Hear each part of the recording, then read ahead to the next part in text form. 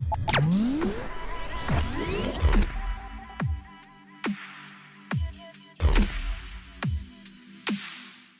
guys, Ash here from C4eTech, and today we've got the Redmi Note 4 with us. In this video, let's unbox it and take a quick look. I've imported this from China and I'll leave a link to the store in the description below. Opening up the box, we have the Redmi Note 4 itself. Feels kind of familiar. Let's peel the plastic off. Doesn't feel like a huge departure from the Redmi Note 3, but definitely feels refined. My initial impressions at least. We then have the regular leaflets along with a SIM ejector tool. There's a plug. This was probably included by the third-party seller, hence my box being kinda deformed. We then have the travel adapter and a micro USB cable. Yeah, the Note 4 still uses micro USB.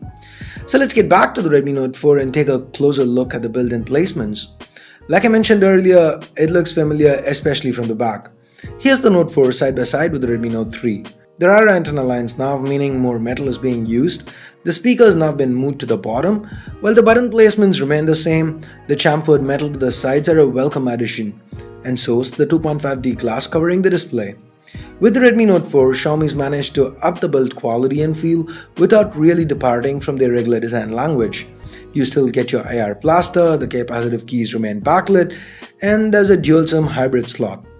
The display here is an IPS LCD panel and retains the 1080p resolution as its predecessors. Xiaomi states that this is a better display than the one used on the Redmi Note 3. I'll have more to say about that in the full review. For now, initial impressions, it looks good, especially for a phone in this price segment.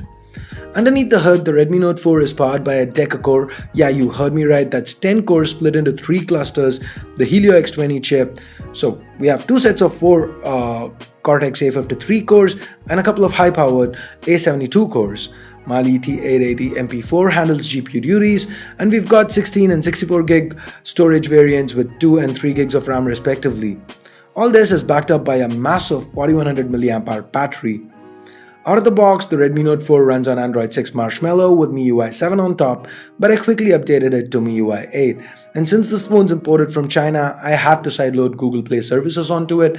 If you want to do that, if you've imported a Xiaomi phone from China, here's a card, check it out, and the card pops up here, wherever. Check it out, and I've left a link to the tutorial there. MIUI 8 on the Redmi Note 4 seems fast and responsive. You've got your regular MIUI functions including dual apps, app lock, second space, and more. Once again, I have a dedicated video on what's new with MIUI 8, and here's a card to that. Check that out for more information on MIUI 8, because Xiaomi generally tends to have a uniform experience across devices from a software perspective at least. The fingerprint scanner appears as responsive as always. This is an active scanner and can wake the Redmi Note 4 from sleep. With the camera, Xiaomi's gone back to 13 megapixels here. The shutter response seemed quick. There's support for face detection out of focus, just like with the last generation camera.